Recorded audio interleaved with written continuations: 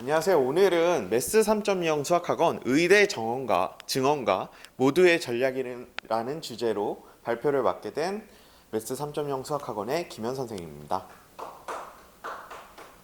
한 장을 넘겨주시면 그래서 의대 증원 인원에 대해서 먼저 알아볼게요. 그래서 규모는 약 1,500명 정도의 인원이 증가합니다. 수시는 68%, 정시는 32%고요. 총 인원이 원래는 의대 정원이 한 3,000명 정도 되거든요. 근데 거기에 절반에 해당하는 1,500명가량이 증가한 거예요. 그래서 총 4,500명 정도로 증가를 했습니다. 그리고 내년에는 이제 500명이 더 늘어서 2,000명 정도 더 증가할 예정입니다. 그래서 증원 규모는 이렇게 되고요. 그 다음에 서울 지역 의대 정원의 증가는 아닙니다. 그래서 지방 의대의 정원이 대폭 증가했고요. 수시의 경우 일반 지역 인재로 선발을 하는데 지역 인재 인원이 굉장히 많이 늘었고요. 그리고 그 지역구로 구분을 하면 충청권, 그 다음에 전라권, 부울경 쪽 비교를 했을 때 충청권이 최다 인원이 증가했습니다. 그리고 수시에서는 단국대를 제외한 모든 학교에서 지역 인재의 비율이 높습니다. 그래서 그렇게 이제 증원이 됐고 전남대의 경우는 지역 인재 선발 비율이 80%까지 증가를 했어요. 그래서 수시가 68% 증가했고 그 다음에 그 중에서도 지역 인재의 비율이 높다. 그리고 충청권의 인원이 크고 그 다음에 전라권의 경우 이제 비율이 더 높다. 지역 인재의 비율이 더 높다. 이렇게 정리하면 될 것 같습니다. 그래서 의대 정원으로 인한 영향이 아무래도 심상치 않죠. 1,500명이 쉬운 숫자가 아니거든요. 그래서 뒤에서 보면 아시겠지만 서울대 이과 정원이 1,700명 정도예요, 사실상. 그래서 서울대가 한 곳이 더 생겼다. 이렇게 보셔도 사실은 엄청난 영향이란 걸 알 수 있죠. 그래서 재학생들한테 영향을 크게 미칠 것 같은데 그 중에 하나는 일단 최상위권 증가로 인한 등급 컷을 증가합니다. 그래서 지금 의대를 노리고 그 N수생들이 이제 수능에 참여를 많이 할 거예요. 근데 그럴 때 이제 등급 컷이 올라가는 게 문제가 되겠죠. 그래서 뭐가 문제가 되냐면 사실 정시 모집에서 최상위권이 증가되니까 그러면 정시 시험을 잘 봐야 되겠다 생각을 할 수도 있지만 수시 모집의 경우는 최저 등급이 필요한 경우들이 있어요. 근데 그 등급 컷이 올라가 버리면 재학생이 그 등급을 받기가 어려워지겠죠. 그래서 최저 등급이 필요한 전형들에 영향을 끼칠 것 같아요. 그래서 이 최저 등급이라는 게 사실은 수시를 합격을 하고서도 지금 최저 등급을 못 맞춰서 떨어지는 경우들이 종종 발생을 하거든요, 현재도. 근데 그 와중에 등급 컷이 올라간다. 1등급, 2등급의 등급 컷이 올라간다라는 얘기는 그런 수시생들한테도 큰 영향이 될 수 있다라는 거예요. 현재도 사실은 그렇게 수시는 합격했는데 최저를 못 맞춰서 탈락하는 인원들이 다 정시로 넘어가요. 현재도 정시로 추가 인원을 많이 모집하는 상황입니다. 그래서 수시를 준비하면서도 사실은 최저 등급을 고려를 해야 된다. 그래서 정시 공부의 중요성이 더 부각될 수도 있다라고 생각을 하고요. 그 다음에 여기 보시면 N수생 지역 인재라고 말씀을 드렸는데 사실 수시 지원 시에 그 지역 인재의 경우에는 예전에 막 5년 전 생활기록부, 10년 전 생활기록부를 가지고 지원을 할 수가 있어요. 그래서 그 지역 고등학교 출신이면 누구나 지원을 할 수 있기 때문에 물론 지원을 재학생만 하는 전형이 있겠지만 아닌 경우에는 지원을 할 수 있기 때문에 사실 N수생 지역 인재가 늘어난다는 거는 사실은 재학생 입장에서는 조금 어려운 점이 될 수도 있겠죠. 네. 두 번째로 어떤 영향이 있을 것 같냐면 최상위 공대부터 학과 합격 컷이 내려갈 수밖에 없다. 이렇게 생각이 드는데요. 무슨 말씀이냐면 아까도 말씀드렸지만 약 1,500명이라는 인원, 서울대 이과 인원과 큰 차이가 없는데 거기다가 올해부터는 그 첨단학과라는 게 신설이 돼서 AI 관련해서 또는 뭐 뇌인지 관련해서 뭐 이런 첨단학과들이 신설이 돼요. 근데 그게 규모가 작은 게 아니라 경희대까지 생각하면은 인원이 꽤 됩니다. 그래서 그 첨단학과 신설 인원까지 증가를 생각해 보면 그 원래 작년하고 비교했을 때 자리가 2,000자리, 2,000명 분량의 상위권 자리가 생긴다고 볼 수가 있는 거예요. 그래서 아무래도 연쇄작용이 발생할 수밖에 없습니다. 기존의 고대 지원자 같은 경우 서울대를 합격을 할 수도 있고요. 이건 예를 든 거예요. 그 다음에 서성한 지원자는 연대에 합격할 수 있고 준경 지원자는 서성한을 합격할 수 있는 거죠. 그래서 이런 식으로 기존에 비해서 학과 합격 컷이 낮아지고 기존에는 예를 들어서 준경을 지원했던 학생이 서성한을 갈 수 있는 것처럼 이런 연쇄작용이 아무래도 발생할 수밖에 없습니다. 그래서 올해 같은 경우에는 상향 지원을 두려워하면 안 될 것 같아요, 사실. 그리고 데이터가 있어서 과를 지원을 하는 건데 올해는 신설 인원도 있기 때문에 그런 부분에 대해서는 아무도 예측을 할 수가 없는 거죠. 그래서 아무도 모르기 때문에 분명히 그렇게 그 상위권 학교에서 신설학과 또는 신설학과 때문에 다른 학과에서 반드시 뭐 빵꾸가 나올 수밖에는 없을 것 같아요. 올해 같은 경우에는.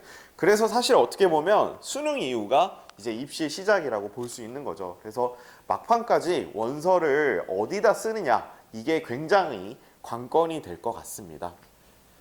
요거는 이제 그 정리한 표인데요. 지금 보시면 첨단학과 이렇게 돼 있어서 서울대, 연대, 고대, 성대, 이대, 경희대까지 그래서 인원이 꽤 많고 총 인원이 서울권에만 600명 정도 그리고 수도권 의대랑 비수도권 의대 합쳐서 지금 1,500명가량이 되는 거죠. 그래서 2,000명 정도의 인원이 더 증가한다. 그래서 올해 입시에서는 어떻게 된다? 상위권 공대부터 등급 컷이 낮아질 가능성이 있다라고 보시면 됩니다. 등급 컷이라고 하기에는 그렇고요. 합격 컷이라고 봐야 되겠네요. 그래서 전보다는 조금 더 수월하게 갈 수 있는 길이 생길 수도 있는 기회의 장일 수도 있다. 이렇게 말씀을 드릴게요. 자, 그래서 사실 그러면 우리가 지금 수시에 대해서도 얘기를 했는데 정시도 잠깐 한번 얘기를 해볼게요. 2024학년도 그쵸 수능이죠. 작년에 봤던 24학년도 수능 그리고 2025학년도 수능의 예상인데요. 작년에 혹시 기억하실지 모르겠지만 2024학년도 출제에서 우리가 이런 게 있었죠. 킬러 문제를 배제하겠다 라는 말 혹시 신문이나 기사로 많이 보셨을 텐데요. 실제로 예전에는 등급이 어떤 식으로 구분이 됐었냐면 수학 등급컷 같은 경우에는 96, 92 이 정도의 형성이 됐었거든요. 그래서 뭐 28문제, 29문제는 풀만한 문제 그리고 나머지 한 문제는 아주 어려운 킬러 문제 이렇게 구성이 됐었는데요. 근데 작년 수능은 이제 그런 킬러 문제를 배제하고 중킬러 문제를 증가해서 내겠다 이렇게 출제 경향을 밝혔어요. 그리고 실제로도 그렇게 출제를 했습니다. 그래서 일반 교과 과정으로 해결할 수 있는 고난이도 문제를 출제를 해서 실제 수능 등급 컷이 저렇게 나왔어요. 미적 81, 기하 88, 확통 94 이렇게 나왔습니다. 그럼 제가 아까 말씀드렸던 것보다 등급 컷이 확실히 낮아졌죠. 그쵸? 그래서 사실 고민들을 출제자들도 고민을 많이 했을 거예요. 그럼 원래대로 안 내고 이런 식으로 냈을 때 우리가 변별력, 시험의 변별력을 가질 수 있냐 이런 고민들을 많이 했을 텐데 실제 결과를 보니까 충분히 가능하다. 그래서 올해도 작년과 같은 방향으로 출제될 것이다. 이렇게 예상을 합니다. 그래서 이번 고3 6월 모의고사죠. 얼마 전에 본 6월 모의고사 1등급 컷을 보시면 미적 80, 기하 81, 확통 88 이렇게 돼 있는 걸 알 수 있어요. 그러면 충분히 작년과 같은 기조로 내도 변별력을 얻을 수 있기 때문에 그렇기 때문에 이런 방향이 될 것 같고 또 한 가지 생각해 보실 거는 미적이 80이고 기하가 81이에요. 근데 그러면 1등급 컷이 80이란 얘기는 사실 뭐 80 초반이나 100점을 맞나 어쨌든 둘 다 1등급이라는 거죠. 그래서 1등급 표준 점수 차이를 보니까 17점 차이나 난다는 겁니다. 그래서 이 17점이면 혹시 입시를 아시는 분들은 아시겠지만 엄청나게 바뀌어요. 학교가 굉장히 많이 바뀔 정도의 점수거든요. 17점은. 그래서 1등급 안에서도 17점 차이나 나니까 공부의 목표를 1등급을 받는 데 두는 게 아니라 정말 안 틀리는 학생이 될 수 있도록 공부를 해야 돼요. 그래서 수학만 잘 봐도 1등급 안에서 17점 차이기 때문에 사실 정시 준비 굉장히 열심히 해야 되고 수학 공부를 열심히 해야 됩니다. 그래서 예상을 한번 해봤고요. 내신인데요. 수시 같은 경우 요즘 분당의 내신이 진짜 만만치 않거든요. 코로나 이후로 난이도가 굉장히 많이 상승을 했고요. 예전에는 그런 학교들, 뭐 낙생고나 중앙고나 대진고 뭐 이런 학교들이 시험을 어렵게 냈다고 하면 이제는 거의 모든 학교들이 예전보다는 확실히 어려워졌고요. 그리고 시험을 모의고사나 기출문제 위주의 시험을 보기 시작을 했습니다. 이게 원래는 보통 2학년, 3학년 때 모의고사 위주, 기출문제 위주의 시험을 출제하는데 요즘은 1학년 때도 그렇게 출제를 하고 있어요. 그래서 그런 새 학교 말고도 분당 전 지역에 걸쳐서 대부분의 학교들이 모의고사랑 기출문제 위주의 시험으로 방향을 틀었습니다. 그러다 보니까 학교 시험이 진짜 만만치가 않아요. 그래서 중간고사 같은 경우에는 늘고가 제가 알기로는 평균이 40점이 조금 안 되는 정도, 40점 정도로 알고 있고요. 이번에 분당고 1학년 기말고사 같은 경우에도 그 1등급 커트가 70 중반대로 알고 있어요. 그래서 시험이 정말 쉽지가 않다라는 거. 그래서 꼼꼼한 개념 정리와 부규제 및 출제 성향을 파악한다. 이게 참 중요한 얘기인데 우리가 공부를 할 때 뭐 시험을 대비해서 나는 센 수학을 풀었고 일푼 수학을 풀었어요. 그래서 시중 문제집을 열심히 풀고 시험장에 갑니다. 그거를 2번, 3번 반복해서 시험장에 가요. 시험을 잘 볼 수 있을까요? 시험을 잘 볼 수가 없습니다. 왜냐면 부교재, 먼저 학교에서 나눠주는 부교재, 그리고 요즘 트렌드인 모의고사 문제들을 미리미리 훈련을 조금 해야 돼요. 안 그러면 절대로 제 시간에 풀 수가 없습니다. 그래서 시간 안에 풀기 위해서도 그렇지만 난이도를 처음 풀어서는 쉽지가 않아요. 정말로 쉽지가 않아요. 그래서 그런 문제들을 열심히 훈련을 반복을 통해서 자기 것으로 만들고 시험장에 들어가야 그래야 좋은 성적이 나올 수 있습니다. 그래서 여태까지 이런 공부들을 안 했다면 기존의 점수가 나오지 않았다면 그동안의 전략을 점검을 해봐야 됩니다. 내가 학교 부교재랑 맞지 않는 공부를 한다든지 내가 요즘 트렌드에 맞지 않는 공부를 하고 있어서 시험을 못 보고 있는지를 고민을 해봐야 돼요. 그래서 나는 공부를 열심히 했는데 성적이 안 나온다. 이런 고민들을 하셔야 됩니다. 다음은 이제 그러면 공부를 이제 남은 방학 기간 동안 이제 곧 방학이니까요. 여름 방학인데 방학 학습 전략에 대해서 간단하게 말씀을 드릴게요. 고2는요. 방학 동안은 수투에 집중을 해야 됩니다. 그래서 모의고사 점수도 사실 수학2가 결정을 해요. 구성이 저희가 수능 같은 경우에는 수학1, 수학2 그리고 선택 과목 이렇게 돼 있는데 사실 선택 과목 자체를 많이 어렵게 내기는 조금 힘들어요. 왜냐면 그러다 보면 과목 선택의 변별력이 사실은 너무 그러니까 차이가 너무 나면 너무 한쪽을 선택하는 학생들이 뭐 너무 유리해지거나 또는 너무 불리해질 수 있기 때문이죠. 그래서 공통 과목을 쉽지 않게 내는데요. 그 중에서도 수학2가 사실 많은 것을 결정을 합니다. 그래서 방학 동안은 선택 과목보다는 수학2 공부를 하는 게 맞고요. 그 다음에 수학2 공부의 성격이 한 흐름의 공부거든요. 그래서 처음부터 끝까지가 이어져 있는 이야기예요. 그래서 그거를 개념을 완벽하게 이해하는 게 중요합니다. 그래서 완벽한 개념을 통해서 끝까지 내용을 이해해서 하나의 흐름을 무슨 얘기를 하고 있는지를 판단하는 게 굉장히 중요해요. 그래서 각 단원별 기출문제에 대한 확인과 훈련이 필요합니다. 이건 무슨 말이냐면 그렇게 한 이야기를 하지만 책이 굉장히 두꺼워요. 단원도 많고 배우는 내용도 많아요. 근데 이거를 공부를 할 때 처음부터 끝까지 그냥 쭉 달려야지. 물론 그게 되면 참 좋지만 단원별로 정리를 좀 해나가야 돼요. 그래서 단원에서 중요하게 여기는 포인트가 뭔지 그리고 어떤 문제들이 나오는지. 그러니까 내가 내용을 새로 배운 내용인데 거기에 꽂혔어. 하지만 문제가 안 나올 수 있거든요. 그래서 어떤 문제가 나오고 그거를 어떻게 훈련할지에 대한 고민을 하는 과정이 수투 공부에는 필요합니다. 그래서 방학 동안은 고2의 경우 수학2에 집중하는 게 필요할 것 같습니다. 그 다음에는 고1인데요. 네, 방학 동안은 수학 하에 집중을 해야 됩니다.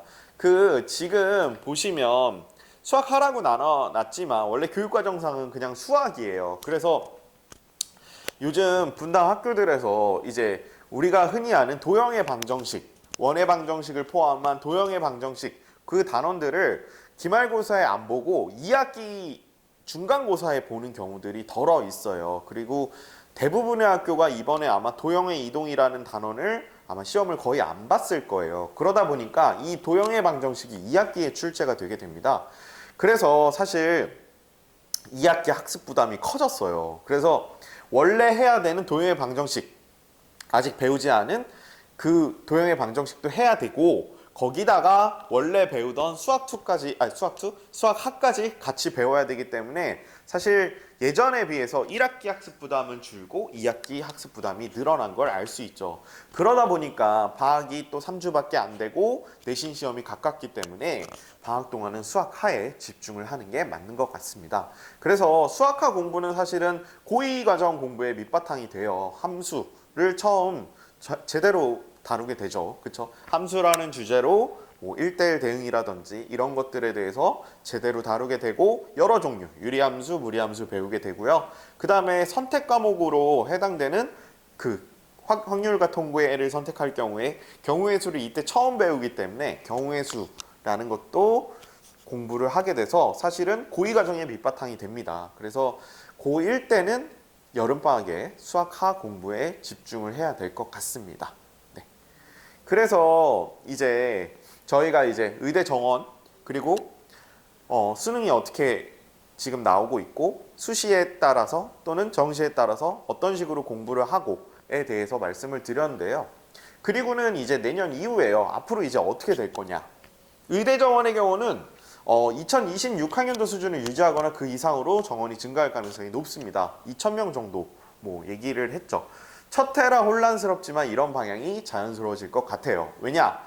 예전에 혹시 기억하실지 모르겠지만 사시가 없어지면서 로스쿨이 생길 때 사실 그때도 반발이 엄청나게 심했습니다. 하지만 결국 시간이 지남에 따라서 모두들 지금은 현재 로스쿨로밖에 이제 뽑지를 않죠.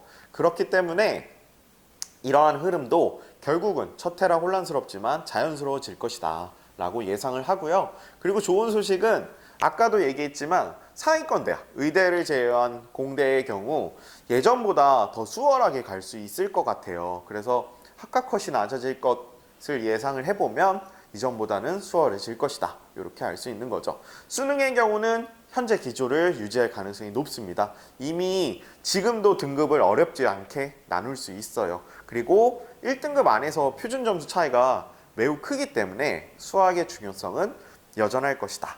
그래서 수학 공부를 좀 열심히 해야 되겠다라는 말씀을 드릴게요. 그래서 오늘은 이제 의대 정원과 관련해서 나올 수 있는 이야기들 그리고 그거에 대한 우리의 전략에 대해서 알아봤습니다. 그래서 매스 3.0 수학학원의 김현 선생님이었습니다. 감사합니다.